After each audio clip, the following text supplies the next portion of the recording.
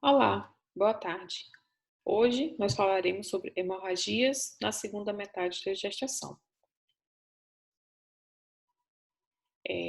Nesta aula, eu programei, fiz o plano de aula, nós falaremos sobre introdução, descolamento prematuro da placenta, placenta prévia, acretismo placentário e rotura uterina.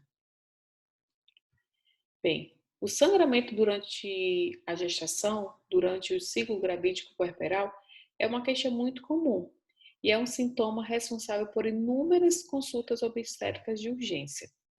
Qualquer sangramento na gravidez, por menor que seja o volume, ele vai sempre criar uma situação de estresse para a paciente, para os familiares e também para o médico.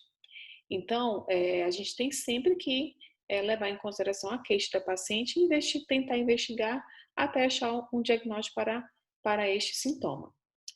E a hemorragia obstétrica, ela é a principal causa de mortalidade materna no mundo e a causa mais importante de admissão da paciente obstétrica ao centro de terapia intensiva, além de estar associada a elevada morbimortalidade perinatal.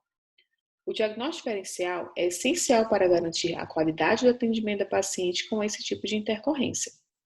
Então, essa queixa de sangramento vaginal na gestante é uma queixa que a gente sempre tem que investigar. A gente sempre tem que tentar encontrar uma causa, independente da quantidade de sangramento e do aspecto do sangramento. Vamos iniciar a parte teórica propriamente dita falando sobre descolamento prematuro da placenta. O que é o descolamento prematuro da placenta? É a separação da placenta normalmente inserida de forma parcial ou completa antes do nascimento do feto.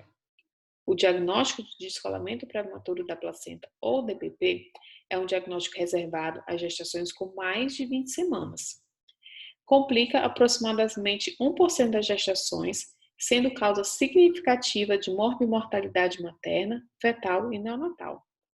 A maioria das mortes perinatais, elas ocorrem intraútero, e a prematuridade é a principal causa de mortalidade pós-natal.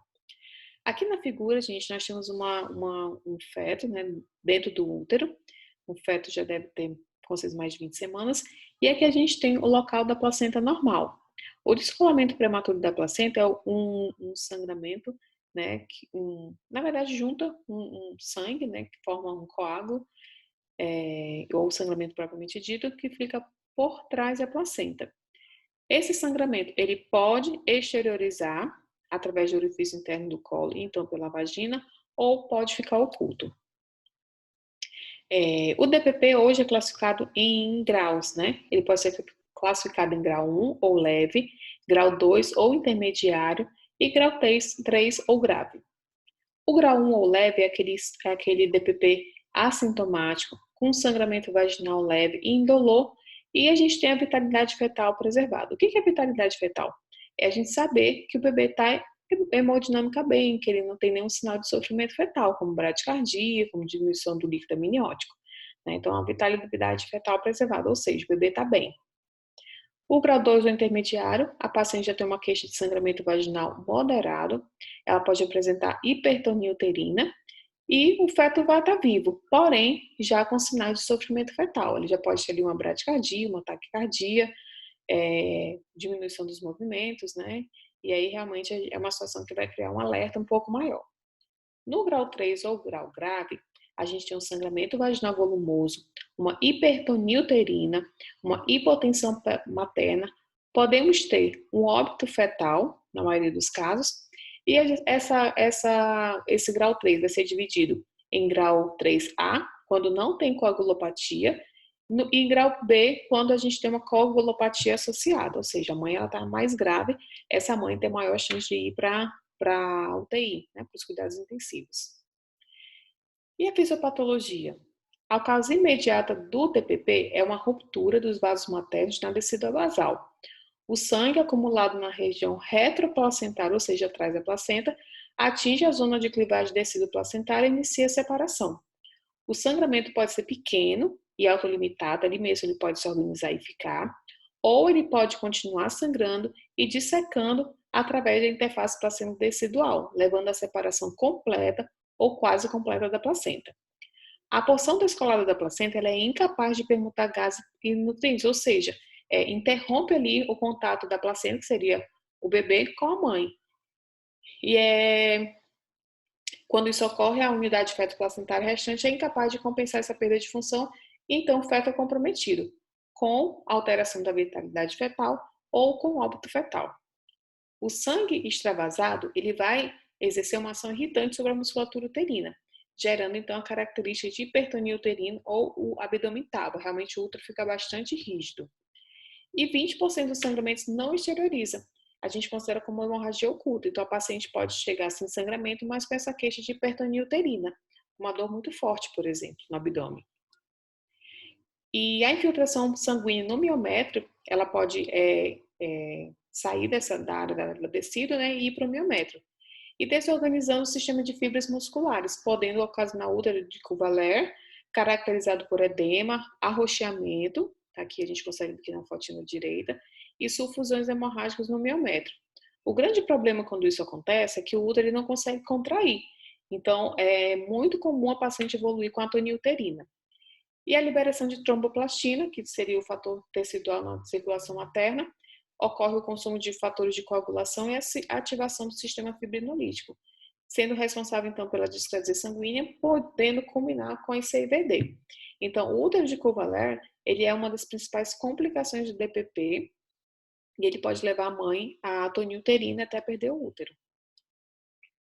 A etiologia. A causa mais comum da DPP seria a síndromes hipertensivas gestacionais. Cerca de 50% dos DPPs são não traumáticos, no caso, são por conta de síndrome hipertensiva gestacional. Aqui a gente vai incluir a hipertensão arterial crônica, a síndrome hipertensiva gestacional, aquela pressão que só acontece na gestação, a eclâmpsia, as pré-eclâmpsias, desculpe, as pré-eclâmpsias, eclâmpsias e as síndromes HELPS, por exemplo.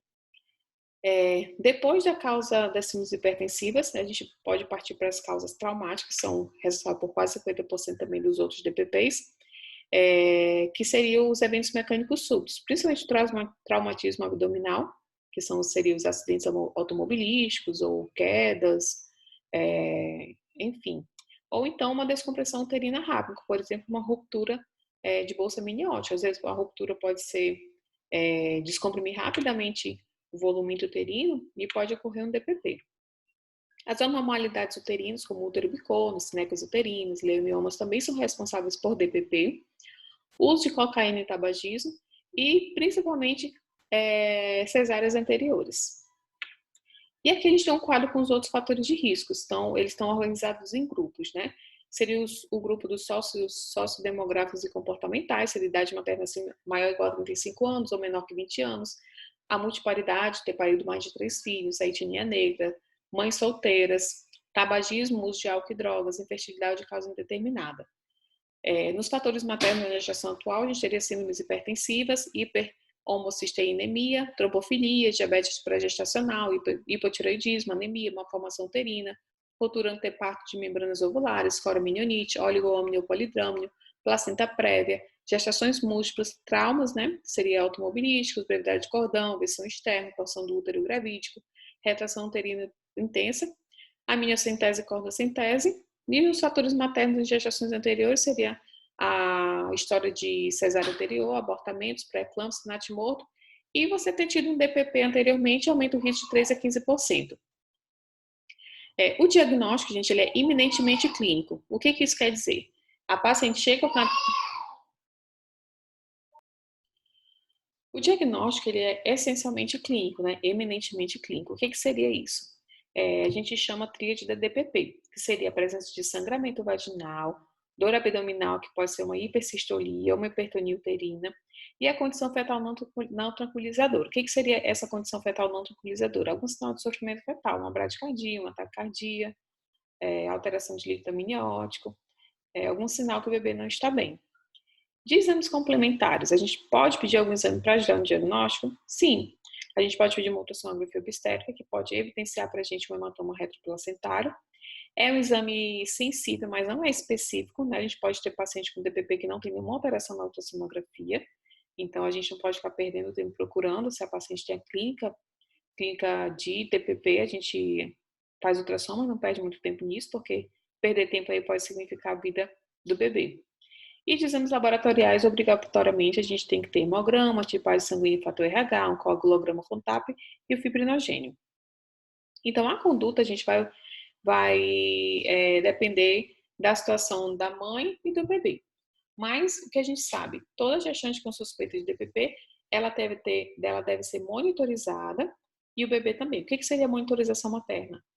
É aquele ABC, né, dos cuidados do paciente grave, né? Seria monitorização cardíaca, monitorização da pressão arterial, e fetal do feto seria ausculta, no mínimo, ausculta de BCF. Então, quando a gente tem uma paciente com a suspeita clínica de DPP e o feto está vivo e a gestante estável, e o parto, assim, vamos começar aqui. Paciente com suspeita de DPP, o feto está vivo e a gestante está estável, ela tem um parto iminente? Se sim, se ela já está em trabalho de parto, a gente pode partir para o parto vaginal, sim.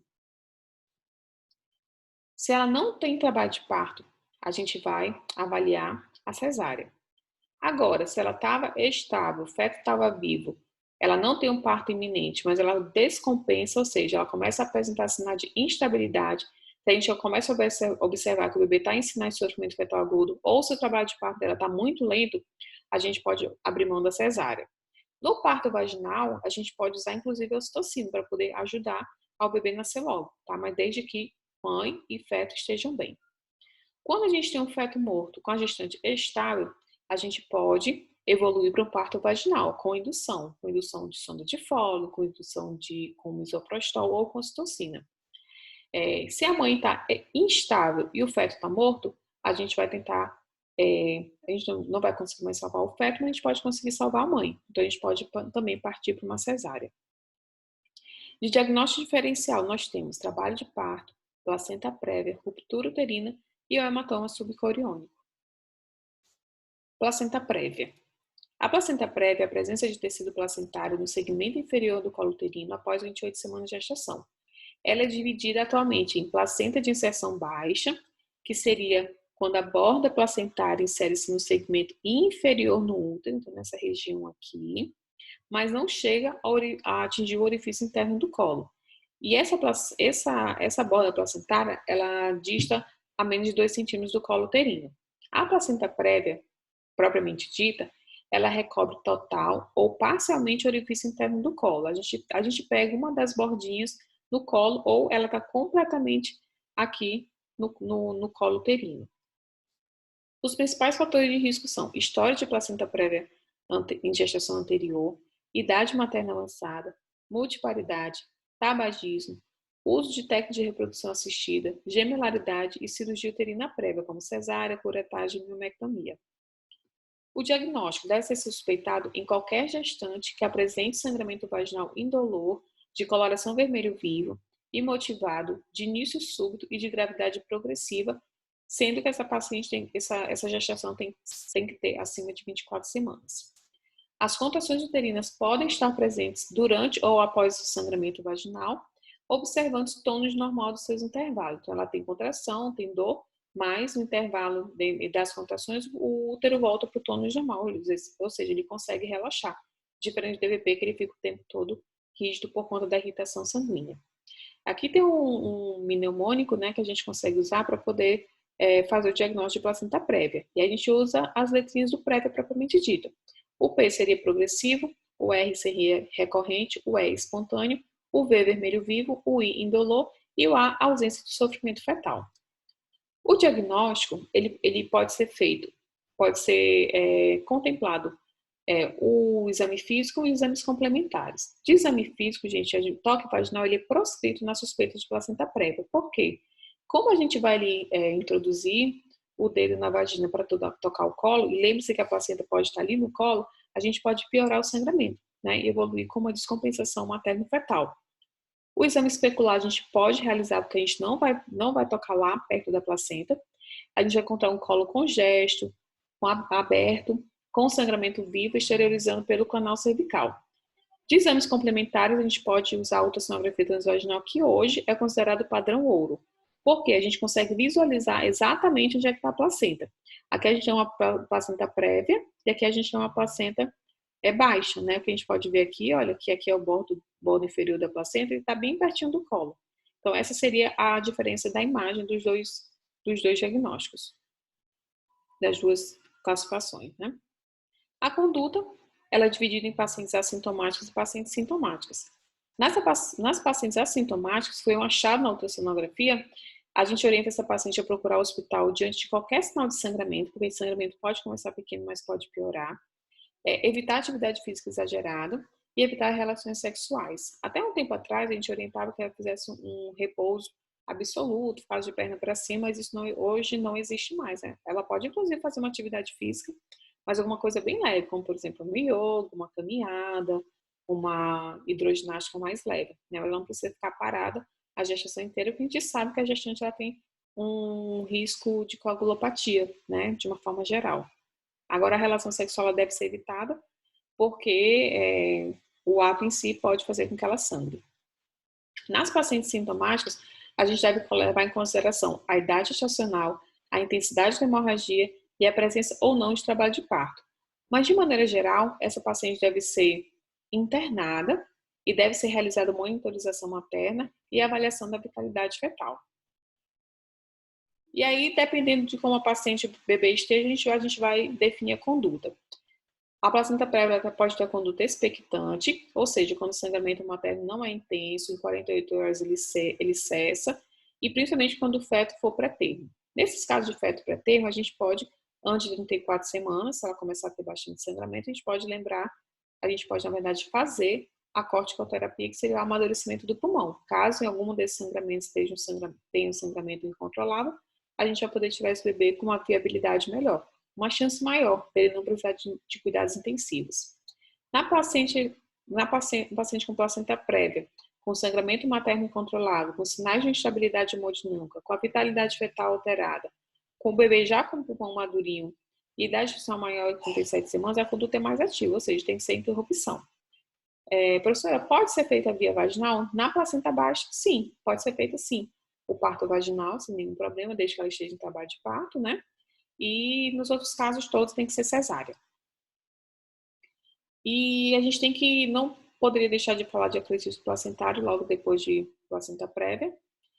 O acletismo placentário é a aderência anormal da placenta ao miométrio, que apresenta ausência parcial ou total da decídua basal e desenvolvimento anormal da camada fibrinoide. É chamada de acletismo placentário, né? Então, a placenta ela vai além do miométrio, além da decídua basal, fazendo com que tenha de muita dificuldade na hora, por exemplo, de tirar a placenta, a gente conseguir tirar a placenta, porque ela, na verdade, está infiltrada no miométrio, às vezes até um pouco além. Ela pode ser classificada como acletismo total, quando tem aderência de todos os cotilédones, parcial, quando tem só alguns cotilédones, ou focal, quando tem um ou parte dos cotilédones. As principais complicações são transfusão de hemocomponentes, os pacientes geralmente precisam fazer transfusão sanguínea, histerectomia, lesão de bexiga, ureter ou intestino, e a grande maioria acaba evoluindo pós-operatório em terapia intensiva. Os fatores de risco, mais uma vez cesárea anterior, curetagem uterina, miomectomia, cirurgia videoestereoscópica, idade materna acima de 35 anos e multiparidade. O quadro clínico. O quadro clínico ele é bem parecido com o da placenta prévia, né? Na verdade, a gente deve desconfiar de acletismo placentário sempre que a paciente tiver placenta prévia e não houver sangramento. Ou quando a paciente tem placenta anterior, perto da cicatriz ali uterina, a gente às vezes tem que jogar um Doppler para ver se tem vascularização. Se tiver vascularização, quer dizer que a paciente pode ter uma suspeita de acletismo placentário. A hemorragia, semelhante à placenta prévia, pode ocorrer na presença de acletismo em razão da formação do segmento inferior do útero e da dilatação do orifício interno, levando ali a um rompimento da área da placenta que recobre o orifício interno, né, do colo uterino. Com isso, ocasionando sangramento, né? Então, teoricamente, toda placenta prévia a gente tem que pensar em acletismo placentário. E o diagnóstico, como eu comentei no slide anterior, a gente tem sempre que pensar em acletismo placentário quando a paciente tem uma placenta prévia e cesárea anterior.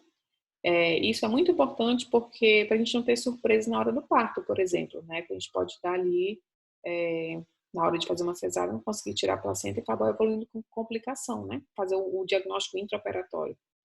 E para fazer o diagnóstico, a gente pode abrir mão de exames complementares, Podemos usar a ultrassonografia obstétrica com Doppler, né? Uma equipe treinada para isso, que tem conhecimento de como fazer diagnóstico, porque às vezes o ultrassonografista, enfim, quando ele faz a anamnese, ele consegue fazer esse diagnóstico para a gente, sem a gente nem pedir. Às vezes a gente recebe esse diagnóstico. E quando a gente não consegue fazer o diagnóstico pela ultrassonografia, a gente pode abrir mão de usar a ressonância magnética.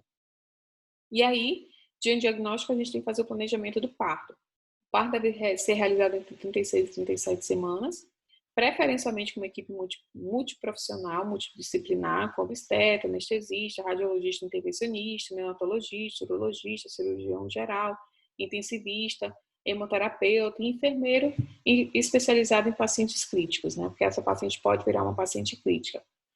E aí vem a grande questão do que fazer com a placenta, né? Os estudos mostram pra gente que a gente tem que deixar a placenta in situ e realizar a esterectomia, principalmente se a paciente já tiver a prole constituída. E alguns artigos trazem pra gente no deixar a placenta in situ, né, fechar o útero e usar o metotrexato, principalmente aquelas pacientes que desejam ter só um filho, ou se aconteceu dela perder o bebê, né, por conta da placenta prévia ao fetismo. E também quando a gente faz diagnóstico intraoperatório, né, a gente tira parcialmente a placenta, deixa ela lá dentro e faz uso do metotrexato com a paciente internada para poder monitorizar. E por fim, gente, a rotura uterina. O que é a rotura uterina? A rotura uterina é rompimento parcial ou total do miomérito durante a gravidez ou durante o trabalho de parto.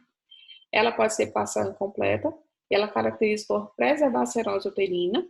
E a rotura total ou completa, ela atinge todas as camadas do útero, né? Incluindo aí a serosa. Então, a gente tem realmente um bebê que exterioriza-se pelo abdômen.